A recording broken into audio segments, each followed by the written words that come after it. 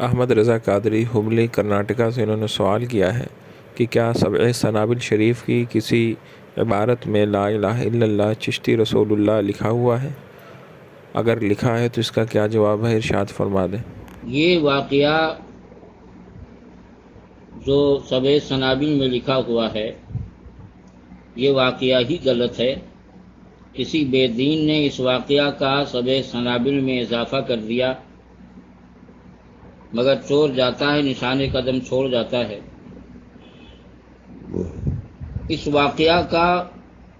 انتساب جو ہے کیا ہے، کس کی طرف ہے اور کیا معاملہ ہے، میں نے دعویٰ کیا کہ یہ واقعہ غلط ہے۔ اب اس واقعہ کو کسی بے دین نے بزرگوں کی کتابوں میں اضافہ کیا، اور یہ کوئی نئی بات نہیں ہے۔ خود دیوبندیوں کے بہت بڑے رہنما منظور نعمانی اپنی کتاب فیصلہ کن مناظرہ میں بھی اس طرح کے واقعات لکھا کہ امام محمد بن حنبل کے انتقال کے بعد ان کے نام سے کسی نے کفری فتویٰ لکھ کر ان کے تکیہ کے نیچے رکھ دیا، حالانکہ وہ فتویٰ ان کا نہیں تھا۔ اسی لیے یہ قاعدہ ہے کہ جب تک کسی قول کا قطعی طور پر قائل کی طرف نسبت ثابت نہ ہو جائے تب تک اس قول کو اس کی طرف منسوب نہیں کیا جاتا ہے۔ خیر، اس پر جو ہے تو سنی دیوبندی دونوں کا اتفاق اور اجماع ہے کہ جب تک کسی قول کو قائل کی طرف قطعی طور پر منسوب نہ کیا جا سکے، یعنی قائل کی طرف اس قول کی نسبت قطعی دلیل سے ثابت نہ ہو، تب تک اس کی تکفیر نہیں کی جا سکتی ہے اور اس قول کو اس کی طرف منسوب نہیں کیا جا سکتا ہے۔ اس قول کو اگر اس قاعدہ کو دیکھنا ہو تو دیوبندیوں کی مشہور کتاب فیصلہ کن مناظرہ میں یہ قاعدہ موجود ہے، اور اعلیٰ حضرت امام اہل سنت علیہ رحمہ کا مشہور زمانہ رسالہ حجب العوار میں بھی یہ قاعدہ موجود ہے، اور یہ حجب العوار رسالہ اعلیٰ حضرت کی کتاب فتاوی رضویہ قدیم میں بھی شامل ہو کے چھپ گیا ہے، اور جدید میں بھی یہ رسالہ شامل ہو کے چھپ گیا ہے۔ الغرض علماء اہل سنت اور علماء دیوبند دونوں کا اس بات پر اتفاق ہے کہ جب تک کوئی قول کفری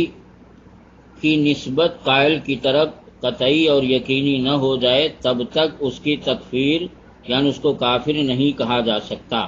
اب ہم آپ کو بتاتے ہیں کہ یہ قول کو آپ بغور سنیں، میں پورا واقعہ سناتا ہوں آپ کو۔ اس میں ہے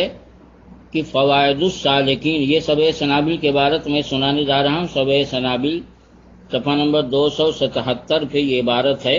میرے سامنے سبع سنابل کھلی ہوئی رکھی ہے، اور اس میں جس عبارت پر دیوبندی اعتراض کرتے ہیں وہ عبارت اس طرح ہے کہ فوائد السالکین میں ہے کہ خواجہ معین الدین چشتی قدس سرہ نے فرمایا کہ میں حضرت مخدوم شیخ یوسف چشتی قدس سرہ کی خدمت میں حاضر تھا کہ ایک شخص بیعت کے ارادے سے آیا، خواجہ کے قدموں پر اپنا سر رکھا اور عرض کیا کہ بیعت کے لیے حاضر ہوا ہوں۔ خواجہ پر کیفیت طاری تھی، فرمایا کہ اگر تم کہو لا الہ الا اللہ چشتی رسول اللہ تو میں تمہیں مرید کر لوں۔ کیونکہ وہ شخص دھن کا پکا اور سچا تھا، اس نے فوراً اقرار کر لیا۔ خواجہ نے بیعت کے لیے اسے اپنا ہاتھ دیا اور اسے بیعت کر لیا۔ یہ واقعہ آپ نے سنا،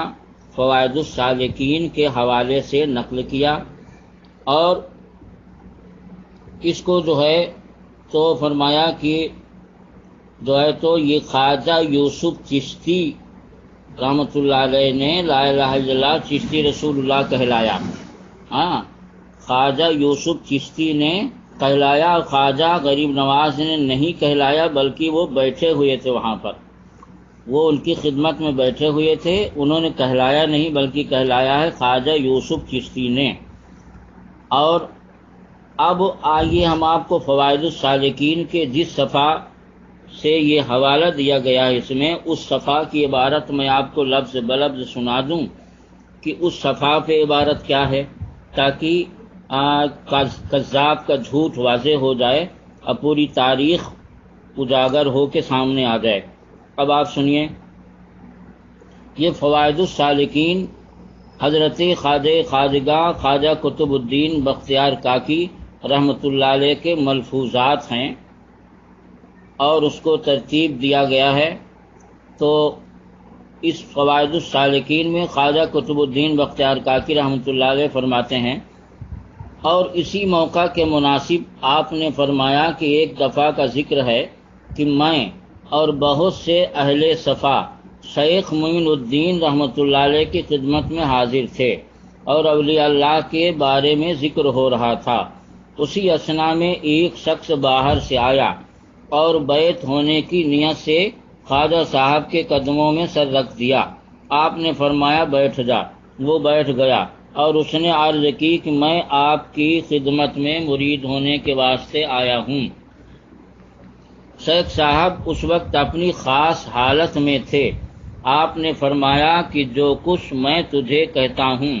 وہ کہو اور بجا لا، تب مرید کروں گا۔ اس نے عرض کی کہ جو آپ فرماویں میں بجا لانے کو تیار ہوں۔ آپ نے فرمایا کہ تو کلمہ کس طرح پڑھتا ہے؟ اس نے کہا لا الہ الا اللہ محمد رسول اللہ۔ تو آپ نے فرمایا یعنی خواجہ معین الدین چشتی نے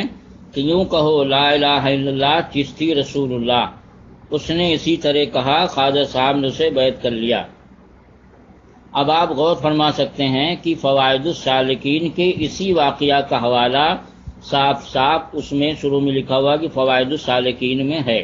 اب فوائد السالکین پوری کتاب میں اس واقعہ کے علاوہ اور کوئی واقعہ نہیں ہے، جس کا مطلب یہ کہ اسی واقعہ کا حوالہ سبع سنابل میں دیا گیا۔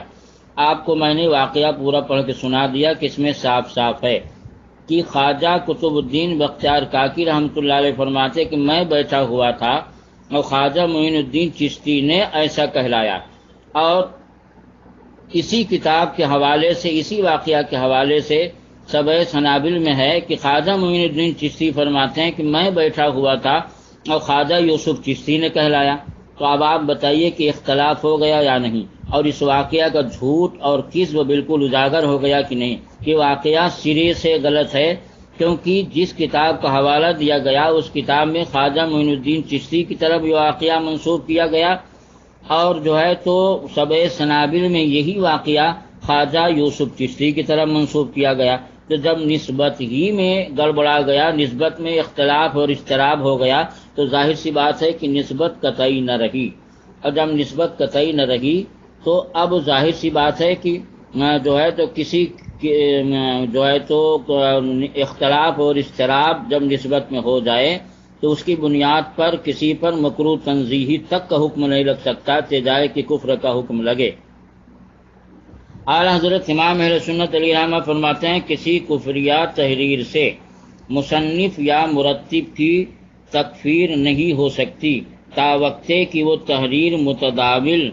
نہ ہو، کیونکہ متداول تحریر پر متداول تحریر خبر متواتر کے حکم میں ہوتی ہے، لہذا اس تحریر متداول کا انتساب اس مصنف کی طرف قطعی ہوگا۔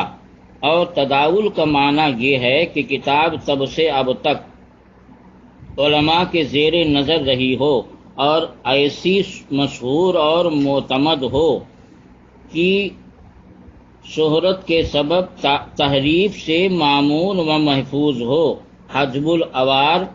صفحہ نمبر 8 پر یہ عبارت موجود ہے، جس کا جی چاہے دیکھ لے۔ اور یہی قاعدہ دیوبندیوں کے بہت بڑے رہنما منظور نعمانی نے اپنی کتاب فیصلہ کن مناظرے میں بھی تحریر کیا ہے کہ تحریر کی بنیاد پر کسی کی تکفیر نہیں کی جا سکتی جب تک اس تحریر کی نسبت قائل کی طرف خبر متواتر یا متداول طریقے سے ثابت نہ ہو۔ اور یہاں جو خبر متواتر یا تداول کا سوال ہی پیدا نہیں ہوتا، یہاں تو واقعہ ہی سرے سے غلط ہے، کیونکہ اسی واقعہ میں ہے کہ خواجہ معین الدین نے ایسا کہلایا، اور پھر سبع سنابل میں ہے کہ فوائد السالکین میں ہے کہ یوسف چشتی نے ایسا کہلایا۔ حالانکہ فوائد السالکین میں یوسف چشتی کا نام و نشان تک نہیں ہے، جس سے صاف ظاہر ہے کہ واقعہ سرے سے غلط ہے۔ کسی بے دین نے بزرگوں کو بدنام کرنے کے لیے اس واقعہ کا اضافہ کیا۔ اور رہا مسئلہ وہ الامداد والا جو اشرف علی تھانوی کی جو ہے کیا کہتے ہیں رسالے میں ہے کہ اس کے مرید نے لا الہ الا اللہ اشرف علی رسول اللہ پڑھا، تو اس میں یہ تعویل نہیں چلے گی، کیونکہ جو ہے تو اس کو مخالفین اور موافقین سب مانتے ہیں کہ وہ رسالہ اشرف علی تھانوی کا ہے۔ پھر اس واقعہ کو جب اس کے مرید نے اس کے پاس خط لکھ کر بھیجا کہ ہم نے ایسا ایسا کہا اور محمد رسول اللہ کی جگہ آپ کا نام نکل رہا تھا، تو اشرف علی تھانوی نے باقاعدہ ہوش حواس میں یہ لکھا کہ تم جس کی طرف رجوع کر رہے ہو بعونہ تعالیٰ وہ متبع سنت ہے، جس کا مطلب یہ ہوا کہ میں متبع سنت ہوں، لہذا مجھے اشرف علی رسول اللہ کہے جاؤ۔ تو جب اس واقعہ میں اشرف علی تھانوی کو خود تسلیم کہ یہ الامداد رسالہ اشرف علی ہی کا ہے اور یہ تحریر اشرف علی ہی کی ہے، مخالفین موافقین سب کو اس بات کا اتفاق ہے، کسی کا اختلاف نہیں ہے، تو یہ خبر جو ہے تو متواتر ہو گئی، اور جب خبر متواتر ہو گئی اور یہ نسبت مصنف اور قائل کی طرف قطعی ہو گئی تو اس کی بنیاد پر تکفیر کی جائے گی۔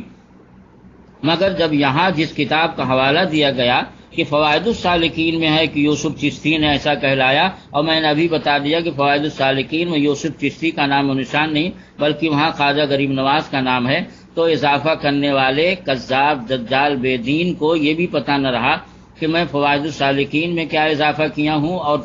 سبع سنابل میں چھوڑ جاتا ہے، نشان قدم چھوڑ جاتا ہے، کہ اس واقعہ میں نسبت ہی غلط ہو گئی، اختلاف ہو گیا، اور جب نسبت غلط ہو گئی تو قطعی تو درکنار ظنی بھی ہونا ثابت نہ رہا، لہذا ایسے واقعہ کی بنیاد پر کسی پر مکروہ تنزیہی تک کا حکم نہیں لگتا، چہ جائے کہ اس پر کفر یا حرام کا حکم لگے، وہ رضا کی نیزے کی مار ہے کہ عدو کے سینے میں غار ہے، کسے چارہ جوئی کا وار ہے کہ یہ وار آر سے پار ہے۔